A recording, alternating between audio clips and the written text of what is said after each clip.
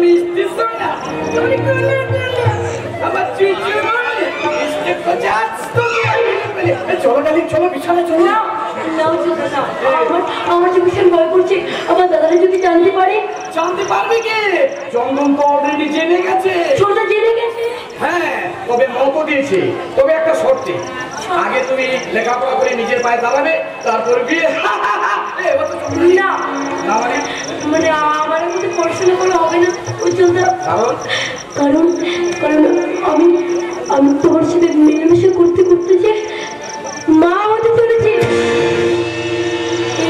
কি তুমি ওভাবে তুমি শুনে গেলে কেন? যে ও আচ্ছা বুঝেছি, আমার কথা শুনে তুমি বোঝো খুশি হওনি তাই না? দেখো খুশি হবো না কেন, আমি তো ভয়ঙ্কর ভীষণ খুশি হয়েছে। বলো এবার আমি কি করবো? বলো এইবার আমি কি করবো বলো? তোমার দাদাদেরকে বলে আজই আমরা রেজিস্ট্রি করিনি। না মানে কেমন করে করবো? আমার আমার বড়দা যে আমাকে অনেক করে টাকা দিয়ে কলেজে ভর্তি করেছিল, তার যে অনেক স্বপ্ন। আমি আমি বড় শিক্ষা করবো, তারপর তারপর বড় চাকরি পেয়ে আমি তাদের কষ্টের দিন ভুলিয়ে দেবো। জানো জানো চোদা, আমার দাদা আমাকে বলে চাবিনি তোকে মাস্টার নাহলে ইঞ্জিনিয়ার হতে হবে, এ আমার সারা জীবনের স্বপ্ন। আর এখন যদি আমি বিয়ে করে নিই তাহলে তাহলে আমার দাদাদের স্বপ্নতে শুধু স্বপ্নই রয়ে যাবে। চোদা তুমি ঠিকই বলছো চাবিলি, চন্দন টিভিতে গান গাইতে পারলি বলে কথা ভীষণ ভেঙে পড়েছে। এখন হঠাৎ করে তোমার লেখাপড়া যদি বন্ধ হয়ে যায় তাহলে বড়টা ভীষণ দুঃখ পাবেন। আচ্ছা এই কাজ করলে হয় না চাবিলি? কি কাজ? আপনাদের পেটের বাচ্চাটাকে নষ্ট করে দিলে হতো।